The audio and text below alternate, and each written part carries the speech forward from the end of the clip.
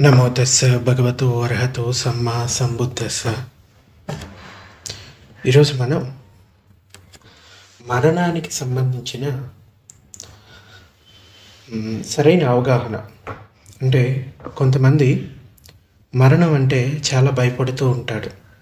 చిన్న చిన్న విషయాలకు కూడా భయపడుతూ ఉంటారు. మనకి ఒక జాతక స్టోరీలో కూడా ఇలాగే చెప్పడం జరుగుతుంది. దుబ్బొల్ల కట్ట జాతకం ఇది భగవానుడు జేతవనంలో ఉన్నప్పుడు భయంతో ఉలిక్కిపడే భిక్షువు గురించి చెప్పిన గాథ. ఈ ఉలికిపాటు గల వ్యక్తి శ్రావస్తి నగరానికి చెందిన ఒక కులపుత్రుడు.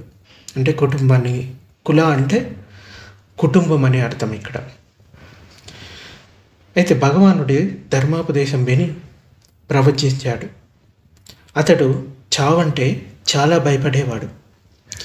రాత్రి వేళైనా, పగటి వేళైనా, లేకపోతే గాలి వీచిన, ఎండు కొమ్మలు విరిగిన, పక్షులు కానీ జంతువులు కానీ అరిచినా చచ్చేంతగా భయపడి పెద్దగా అరుస్తూ పరుగులు తీసేవాడు. నేను కూడా ఎప్పటికైనా చనిపోవాల్సిందే అనే విషయం అతనికి ఏమాత్రం ఎరుకలో ఉండేది కాదు. అదే ఎరుకలో ఉంటే ఇలా మరణ భీతితో అరుస్తూ పరుగులు పెట్టేవాడు కాదు. అతడు మరణానుసతి కర్మస్థాన అభ్యాసాన్ని పెంపొందించుకోలేకపోవడమే ఈ మరణానికి కారణం. ఈ భయానికి కారణం. మరణానుసతి అంటే మరణానికి సంబంధించిన ఎరుకను కలిగి ఉండటం. సో దాని గురించి ముందు చెప్తాను. అసలు మరణానుసతి ఎలా చేస్తే బాగుంటుంది, భగవానుడు చెప్పిన ఉదాహరణలు ఏంటి అనేది ముందు చెప్తాను. ఫస్ట్ ఈ స్టోరీ కంప్లీట్ చేద్దాం. అయితే ఇతడు ఈ మరణానికి సతి సంబంధించిన అభ్యాసాన్ని సరిగ్గా పెంపొందించలేకపోవడానికే ఈ భయం కలుగుతూ ఉంది. అతని మరణ భయాన్ని గురించి భిక్షు సంఘానికి తెలిసింది. ఒకరోజు భిక్షువులు ధర్మసభలో కూర్చొని ఇలా అనుకుంటున్నారు, ఆయుష్మంతులారా, ఫలానా భిక్షువు మరణం అంటే చాలా భయపడతాడు. భిక్షువు అయిన వాడు నేను కూడా తప్పక చనిపోతాను అనే మరణ స్మృతి కర్మస్థానాన్ని తప్పక పెంపొందించుకోవాలి అని భిక్షువులు వాళ్ళలో వాళ్ళు మాట్లాడుకుంటూ ఉన్నారు. అదే సమయంలో భగవానుడు అక్కడికి వచ్చి, భిక్షువులారా, ఇలా కూర్చొని దేని గురించి మాట్లాడుకుంటున్నారా అని అడిగారు. అప్పుడు వారు బంతే ఈ మరణ భీతుడైన భిక్షువు గురించి అని చెప్పగా భగవానుడు ఆ భిక్షువుని పిలిపించి, భిక్షు, నీకు మరణ భయం పట్టుకోవడం నిజమేనా అని అడిగాడు. బంతే నిజమే అని ఆ భిక్షువు కూడా సమాధానం చెప్తాడు. అప్పుడు భగవానుడు ఇలా చెప్తాడు, భిక్షువులారా, ఇతని గురించి మీరు మరో విధంగా మాట్లాడుకోవద్దు. ఇతను ఇప్పుడే కాదు, పూర్వం కూడా ఇలాగే ఉండేవాడు. అంటే ఈ మరణం అంటే భయంతో ఉండేవాడు అని అప్పుడు జరిగిన పూర్వ కథను భగవానుడు అక్కడున్న భిక్షువులకి వినిపిస్తాడు. పూర్వం వారణాసిని బ్రహ్మదత్తుడు పాలించే రోజుల్లో బోధిసత్వుడు హిమాలయ ప్రాంతంలో ఒక వృక్షదేవతగా పుట్టాడు.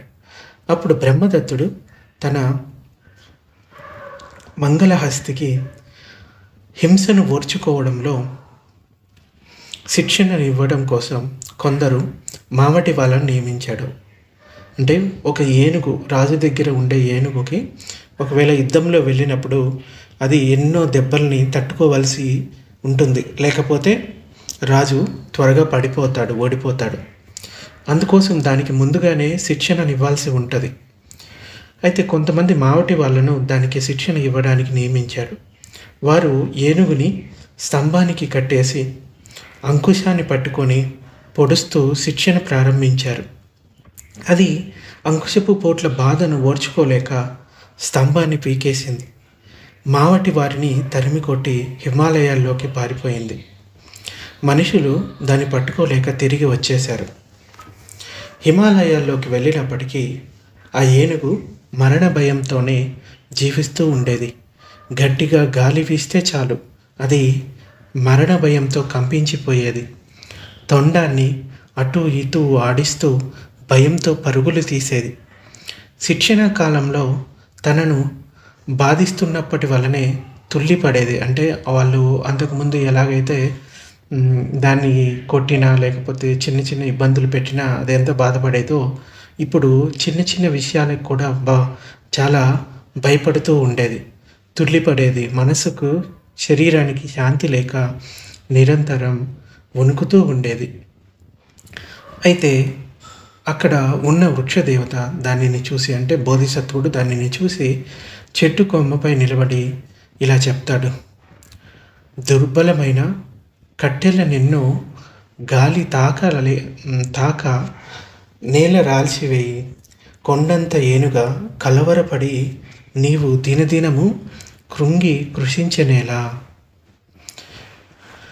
అంటే పెద్ద పెద్ద ఈ అడవిలో ఉండే వృక్షాలనే రాల్చివేయగలంత బలం కలిగిన వాడివి, కానీ చిన్న చిన్న ఆకులు రాలిన, కొమ్మలు విరిగిన ఈ భయం ఎందుకు? నీ లోపల ఉన్నానా? భయాన్ని వదిలిపెట్టు అని దానికి వృక్షదేవత ఉపదేశం ఇచ్చి భయాన్ని పోగొట్టాడు. ఆనాటి నుండి ఆ ఏనుగు నిర్భయంగా జీవించింది. భగవానుడు ఈ ధర్మోపదేశం చేసి 4 ఆర్య సత్యాలని ప్రకాశింపజేశారు. వెంటనే అక్కడ ఉన్న భిక్షువుకి శ్రోతాపత్తి ఫలం దక్కింది. భగవానుడు 2 కథల్ని సరిపోల్చి జాతక సారాంశాన్ని వివరించాడు. అప్పటి ఏనుగే ఇప్పటి భిక్షువు, ఇక ఆనాటి వృక్షదేవతను నేనే అని చెప్పి ఈ కథను ముగించడం జరిగింది. అంటే పుట్టినప్పటి నుంచి కూడా ఒక్కొక్కరికి ఒక్కొక్క రకమైన భయాలు ఉంటూ ఉంటాయి. ఎందుకంటే మన బలహీనతలే మనల్ని శక్తిహీనులుగా చేస్తూ ఉంటాయి. ముఖ్యంగా ఈ మరణానికి సంబంధించిన భయం 90% మనుషుల్లో ఉంటూనే ఉంటుంది. ఎంత బయటికి వచ్చేది వస్తుందిలే, మరణం వచ్చినప్పుడు చూసుకుందాంలే అని ఉన్నా కానీ ఆ క్షణం వచ్చినప్పుడు వాళ్ళు మనసులో భయం ఆవరించి ఉంటుంది. అందుచేత ఏదైనా విషయాన్ని ముందు నుంచే మనం సాధన చేస్తూ ఉంటే ఆ సమయం వచ్చినప్పుడు అది ఉపయోగకరంగా ఉంటుంది. అందుచేత ఈ మరణానుసతి సాధన కూడా ప్రతి ఒక్కరూ చేయడం మంచిది. మరణానుసతి, మరణం అంటే ఏంటి? దేహం అచేతనంగా కాష్టంలాగా అయిపోవడం మరణం. అంటే ఎటువంటి చేతన లేకపోవడం, మనస్సు అనేది ఉండదు శవం మీద. అప్పటి వరకు ఆ దేహంలో ఉన్నట్టి పొద్దుగులుడు ఏమయ్యాడు, అతని కుటుంబ సంబంధాలు, ఇంకా సామాజిక సంబంధాలు, ఆస్తిపాస్తులతో, పేరు ప్రతిష్టతలో, వాటన్నిటితోటి ఉన్న సంబంధాలు, తీరని కోరికలు, నెరవేరని ఆశయాలు, నానా రకాల అభిమానాలు, ఇవన్నీ ఆ క్షణంతో విచ్ఛిన్నమవుతాయి. మన ఊహకు అందే విషయం అంతే. మరణ సమయంలో తర్వాతి తన గమ్యం ఏమిటో అతనికి స్వప్న దృశ్యంలాగా గోచరిస్తుందని, దుర్గతి దృశ్యం అయితే చాలా భీతి చెందటం జరుగుతుందని మనం ఇంతకుముందు మరణ సమయంలో ఏం జరుగుతుంది అనే దమ్మాటాలు చెప్పుకున్నప్పుడు చెప్పాము. అలాగే బుద్ధ కూడా ఇదే చెప్తారు. మరణ సమయంలో కొంతమందికి ముందుగానే స్వప్నాలు కనబడతాయి, ఎక్కడ పుట్టబోతున్నారు అనేది. ఒకవేళ మంచి స్వప్నం అయితే కనుక దేవతాలోకంలో పుడుతున్నట్టు, ఒకవేళ భయానికి సంబంధించిన భీతి చెందే స్వప్నం అయితే కనుక అపాయ లోకాల్లో జన్మ తీసుకుంటారు అని వాళ్ళకి ముందుగానే ఆ సంఘటనలు జ్ఞాపకం వస్తూ ఉంటాయి. అయితే గడిచిన జీవితంలో చేసిన పాపాల గురించి పశ్చాత్తాపం చెందడము జరుగుతుందట. కానీ అప్పుడు చేసేది ఏమీ లేదు కదా. పాపకర్మల భారం మోసుకొని వెళ్ళిపోవలసిందే. బాణాన్ని వింటిలో ఎక్కుపెట్టి నారిని వెనక్కి లాగి వదిలినప్పుడు ఆ బాణానికి ఒక వేగ సంస్కారం సంక్రమిస్తుంది.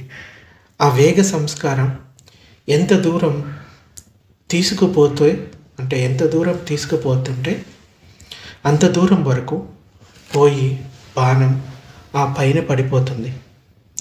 జీవి కూడా పుట్టుకతోనే ఒక నిర్ణీత ఆయు సంస్కారంతో, అంటే జీవితేంద్రియం అంటారు, ఈ ఆయు సంస్కారంతో పుడతాడు. ఆ ఆయుష్ క్షీణించిపోయే వరకు జీవిస్తాడు. ఆ పైన కాష్టంలాగా పడిపోతాడు. ఇది కాలమరణం అంటారు. అయితే అకాల మరణం అనేది కూడా ఉన్నది. ఆయుష్ నిరాశ్రయంగా ఉండజాలదు. దేహాన్ని ఆశ్రయించుకుని అది పనిచేస్తుంది. ఆశ్రయంగా ఉన్న దేహం ఏవో ఆకస్మిక కారణాల వల్ల, అంటే కొన్నిసార్లు స్వయంకృతం కావచ్చు, లేకపోతే కొన్నిసార్లు పరకృతం కూడా కావచ్చు. అంటే స్వయంగా తాను చేసిన తప్పుల వల్ల ఆకస్మిక మరణాలు జరుగుతాయి. కొన్నిసార్లు వేరే వాళ్ళు చేయడం వల్ల అవి జరుగుతూ ఉంటాయి. అంటే ఆయుష్ తీరక ముందుకే చనిపోవడం జరుగుతుంది. ఈ ఆకస్మిక కారణాల వల్ల నాశనం అయిపోవడం జరిగితే ఆయుష్ కూడా ఆశ్రయం కోల్పోయి తటాలున త్రుంచివేయబడడం జరుగుతుంది. ఇదే అకాల మరణం. కాలమరణమైన అకాల మరణమైన జరిగేది జీవితేంద్రియ ఉపచ్ఛేదమే. అంటే మరణం అంటే ఇదే. జీవితేంద్రియ ఉపచ్ఛేద రూపమైన మరణాన్ని గురించిన చింతన చేయడం, స్మరించడం, గుర్తు చేసుకోవడమే మరణానుసతి అనబడుతుంది. అంటే మైండ్ఫుల్నెస్ ఆఫ్ డెత్. ఈ మరణానికి సంబంధించిన చింతన చేయడం, స్మరించడం, గుర్తు చేసుకోవడం, దానివల్ల మరణం గురించిన భయం అనేది పోతుంది.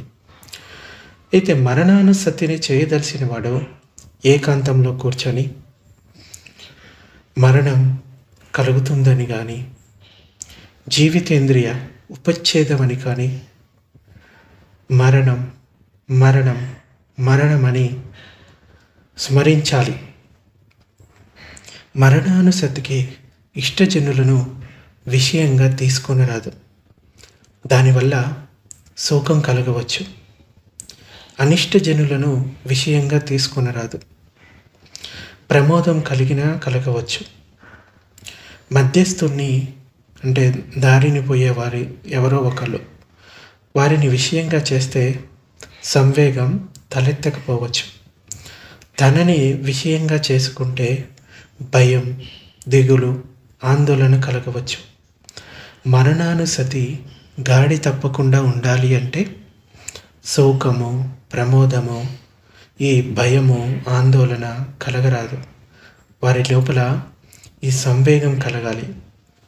సారాంశం ఏంటంటే బ్రతికి ఉన్న వారెవ్వరిని మరణానుసతిగా విషయంగా తీసుకొనరాదు. అక్కడక్కడ హతులు, అంటే అకాల మరణం చెందినవారు, లేకుంటే మృతులు, కాలమరణం చెందినవారు అయినట్టి వారిని విషయంగా తీసుకొని మరణం తప్పదు అని మరణానుసతి చేయవలెను. ఇంత మాత్రం మరణానుసతి వల్ల కొందరిలో ఈ నీవరణాలు అణిగిపోతాయి. నీవరణాలు అంటే 5 నీవరణాలు ఉంటాయి. ఇవి ఎందుకంటే మన చిత్త ఏకాగ్రతను పాడు చేస్తూ ఉంటాయి. అంటే మనసు ఏకాగ్రం చేయకుండా అడ్డుపడుతూ ఉంటాయి. అవి ఏంటి? కామచందం, వ్యాపాదం, తీనమిద్దం, ఉద్దిచ్చ కుక్కుచ్చ, ఇంకా విచికిచ్చ. వీటినే 5 నీవరణాలు అంటారు. ఈ మరణానుసతి చేయడం వలన కొందరిలో ఈ నీవరణాలు అనేవి తగ్గుముఖం పడతాయి, అణిగిపోతాయి కూడా. మరణం గురించి క్రింది విధంగా చింతన చేయవలను. ఎలా అంటే, పగలు రాత్రి గడిచిపోతూ ఉంది. జీవితం క్రమక్రమంగా కుంచుకుపోతుంది. నదుల్లోని నీటి ప్రవాహం క్రమంగా తగ్గిపోతూ చివరికి ఆగిపోతుంది. ఈ మనుషుల ఆయుష్ కూడా అంతే. పండిన ఫలాలు ప్రాతకాలంలో చెట్ల నుండి రాలిపోతాయి. అలాగే మానవులకు నిత్యము మరణ భయం పొంచి ఉన్నది. మట్టి కుండలు ఏదో ఒక దినం పగిలిపోవడం ఖాయం. మానవుల జీవితం కూడా అంతే. గడ్డిపోచలకు అంటికొని ఉన్న ముత్యాల్లాంటి మంచు బిందువులు సూర్యరశ్మి సోకగానే మాయమైపోతాయి. మనుషులని కాదు, ప్రాణుల ఆయుష్ కూడా అంతే. ఆరోగ్యం వ్యాధిగా ముగింపు చెందుతుంది. యవ్వనం ముసలితనంతో ముగుస్తుంది. జీవితం మరణంతో ముగిసిపోతుంది. మహాపరివారం, మహాకీర్తి, మహాసంపద కలిగి ఉన్న చక్రవర్తులు, వారి పేర్లు మాంధాత, దృఢనేమి, మహాసమ్మతుడు మరియు మహాసుదర్శనుడు. వీరు జాతక కథల్లో గొప్ప గొప్ప సంపదలు కలిగిన చక్రవర్తులుగా పేరు పొందినవారు. వారు కూడా నామరూపాలు లేకుండా కాలగర్భంలో కలిసిపోయారు. ఇక నా సంగతి ఎందుకు? నా సంగతి ఏముంది? ఇంత గొప్ప గొప్ప చక్రవర్తులు, మహాసంపద కలిగిన వాళ్ళు కూడా, మహాపరివారం, మహాకీర్తి కలిగిన వాళ్ళు కూడా ఈ కాలగర్భంలో కలిసిపోయిన వారే. అలాగే జ్యోతికుడు, జటిలుడు, ఉగ్రుడు, మేండకుడు, పుణ్యకుడు, వీరు మహాపుణ్యాత్ములుగా లోకంలో కీర్తికెక్కినవారు. వీరిని కూడా మృత్యువు వదిలిపెట్టలేదు. ఇక నా విషయం చెప్పాలా అని మళ్ళీ మళ్ళీ ఈ విషయాలను స్మరణ చేసుకుంటూ ఉండాలి. వాసుదేవుడు, బలదేవుడు, భీమసేనుడు, యుధిష్ఠిరుడు, చానూరుడు మహాబల సంపన్నులని లోకంలో వినికిడి. వీరికి కూడా మరణం తప్పలేదు. ఇక నా సంగతి చెప్పాలా? అతీంద్రియ శక్తుల విషయంలో మహామొగ్గలానుడు శ్రేష్ఠుడిగా గుర్తింపు పొందాడు. అంతటి గొప్ప యుద్ధిమంతుణ్ణి, అతీంద్రియ శక్తులు కలవాన్ని కూడా ఈ మృత్యువు మృంగివేసింది. ఇక నా సంగతి ఎందుకు చెప్పడం? సారిపుత్రుడు ప్రజ్ఞా సంపదలో మేటి అయినవాడు. బుద్ధుడి తర్వాత ఈయన్నే ప్రజ్ఞలో గొప్పవాడిగా చూస్తారు. అంతటి ప్రజ్ఞావంతుడు కూడా మరణవశం చెందినాడు. ఇక నా సంగతి చెప్పడం దేనికి? ఖడ్గమృగం కొమ్ములాగా ఏకాకిగా, ఖడ్గమృగానికి ఒకటే కొమ్ము ఉంటుంది. ఏకాకిగా నివసిస్తూ ఏ గురువు సహాయం లేకుండా స్వయంగానే ఈ ధార్మిక జ్ఞానాన్ని గడించి ఆ జ్ఞాన బలంతో క్లేశ శత్రువులను హతమార్చిన ప్రత్యేక బుద్ధులకి కూడా మరణం తప్పలేదు. ఇక నా సంగతి చెప్పడం దేనికి? 32 మహాపురుష లక్షణాలతోనూ 80 అనువ్యంజనాలతోనూ విరాజిల్లిన బుద్ధుని శరీరం కూడా మహావృష్టిచే ఉపశమించిన అగ్ని స్కందంలాగా మరణ వృష్టితో అంతరించిపోయింది. ఇక నా సంగతి చెప్పడం దేనికి బుద్ధ భగవానుడి అంటారు, వాడే ఈ మరణం నుంచి తప్పించుకోలేదు. ఇది ప్రకృతి నియమం. మరి అటువంటి గొప్ప మునికే ఈ మరణం తప్పలేదు అంటే ఇక నా సంగతి చెప్పేది ఏముంది? ఈ దేహం 80 క్రిమి కుటుంబాలకు ఆవాసంగా ఉంటుంది. మన శరీరం ఎన్నో క్రిమి కీటకాలకి నివాస స్థలంగా ఉంది. ఈ బయట చర్మం, దానిపైన ఆశ్రయించి ఉన్న క్రిములు ఆ చర్మాన్ని భోజనంగా కలిగి ఉన్నాయన్నమాట.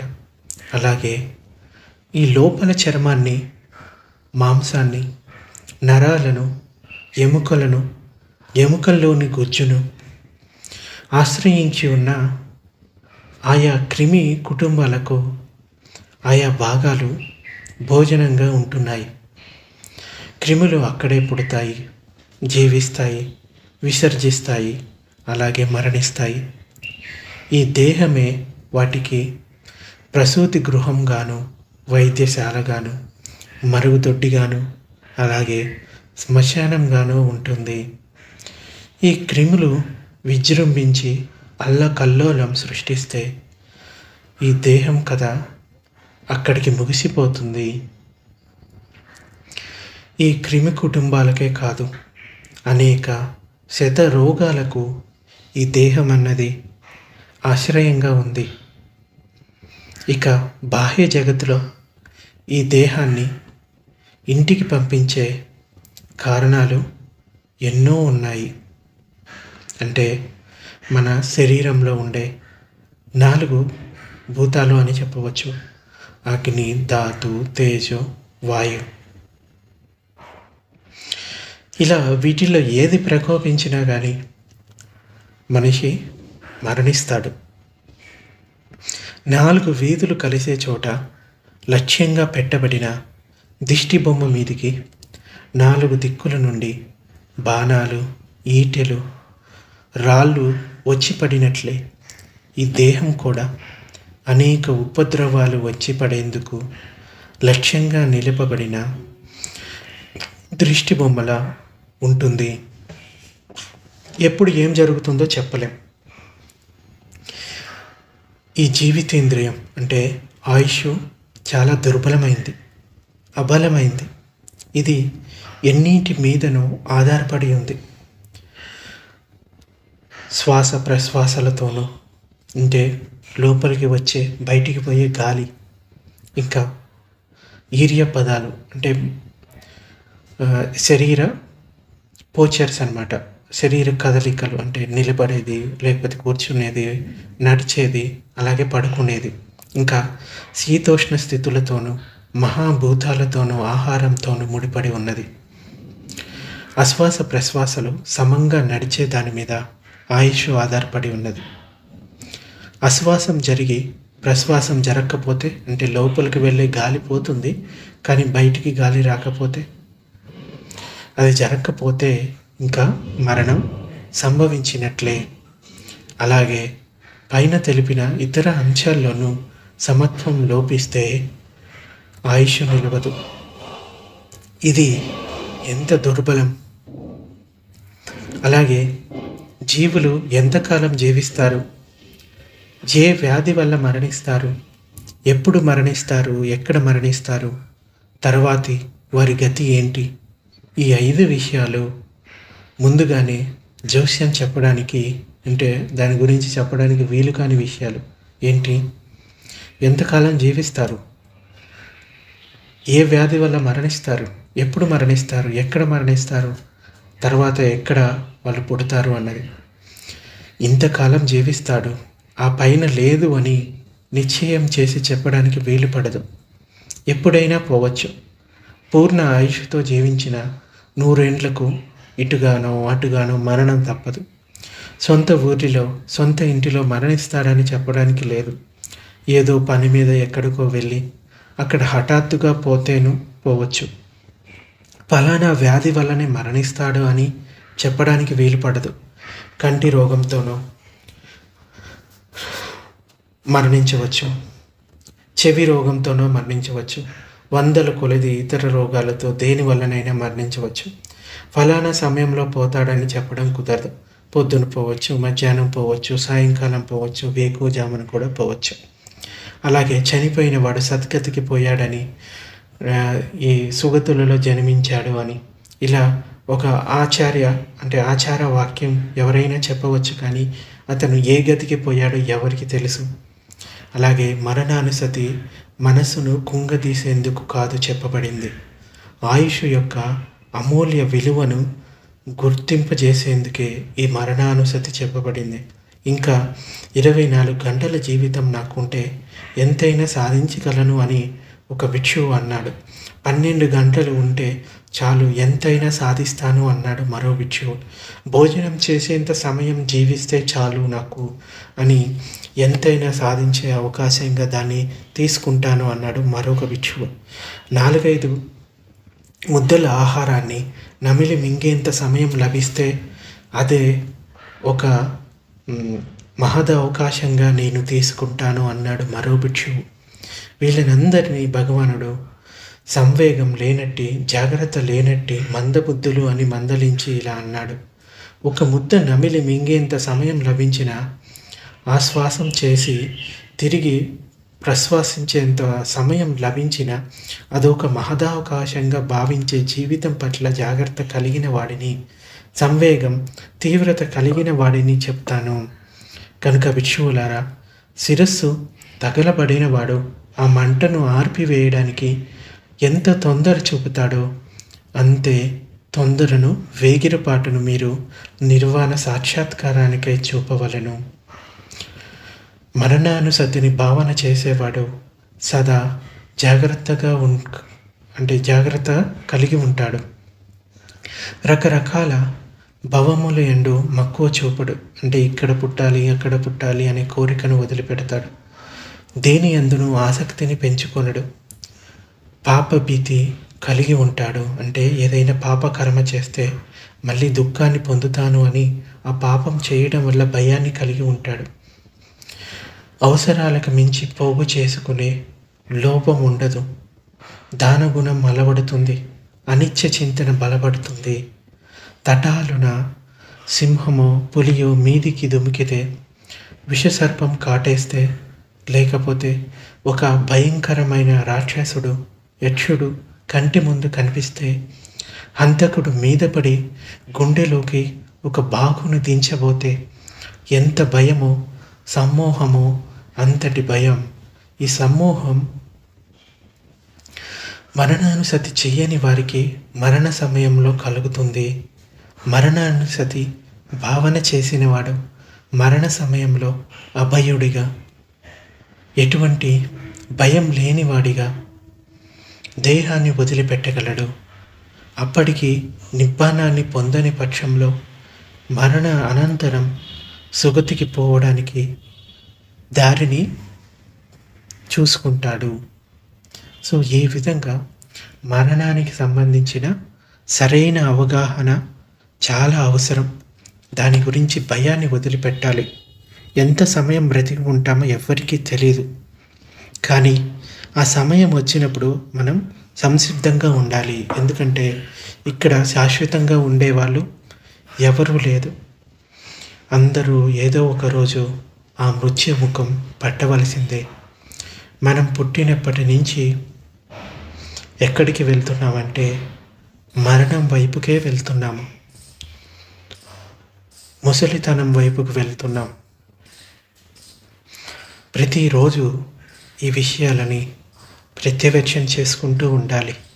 మళ్ళీ మళ్ళీ మళ్ళీ మళ్ళీ గుర్తు చేసుకుంటూ ఉంటే ఆ మరణానికి సంబంధించిన భయం అన్నది పోతుంది. ఈరోజు కొంతవరకు ఈ మరణానికి సంబంధించి తెలుసుకున్నాము. మళ్ళీ ఇంకొక రోజు ఇంకొంచెం డీప్గా చెప్పుకుందాం. మనకి విశుద్ధి మార్గంలో కూడా ఈ మరణానికి సంబంధించిన సాధన ఎలా చేయాలి, దాన్ని అవగాహన ఎలా చేసుకోవాలి అని చెప్పడం జరిగింది. ఆ విషయాన్ని కూడా ముందు క్లాసుల్లో ఒకసారి చెప్పుకుందాము. ప్రతిరోజు కనీసం ఒక 10 నిమిషాలైనా ఈ మరణానుసతిని చేయడం మొదలుపెట్టండి. మరణం గురించిన ఆలోచనలు చేయడం మొదలుపెట్టండి. మీ లోపల ఉన్న ఆసక్తులన్నీ తొలగిపోతాయి. లోభం తొలగిపోతుంది. అనిత్య చింతన బలపడుతుంది. ఎందుకంటే ఈ లోకంలో శాశ్వతంగా ఉండేది ఎవరూ లేరు. అన్నీ అనిత్యమైనవే. ఈ శరీరం అనిత్యమైందే, మనసు అనిత్యమైందే, ఈ భూమి మీద ఉన్న ప్రాణులన్నీ అనిత్యమైనవే, వస్తువులు అనిత్యమైనవే. అందుచేత మనల్ని చంపడానికి వచ్చిన వధకుడిలాగా సిద్ధంగా ఉంటుంది ఈ మృత్యువు. ఎప్పుడైనా చనిపోవచ్చు. మనం సిద్ధంగా ఉండాలి. భయాన్ని వదిలిపెడితే సుఖంగా జీవించగలుగుతాం. మళ్ళీ మళ్ళీ మళ్ళీ మళ్ళీ గుర్తు చేసుకుంటూనే ఉండాలి. సో ఈ విధంగా చేస్తూ పోతే ఆ మరణానుసతి అన్నది మన లోపల బలపడుతుంది. మనసు శాంతిస్తుంది. మనసు ఏకాగ్రమవుతుంది. సమాధి స్థితి లభిస్తుంది. ఆ తర్వాత విపశ్యన చేస్తూ మనం నిబ్బానాన్ని పొందాలి. సో ఇది ఈరోజు ప్రవచనం.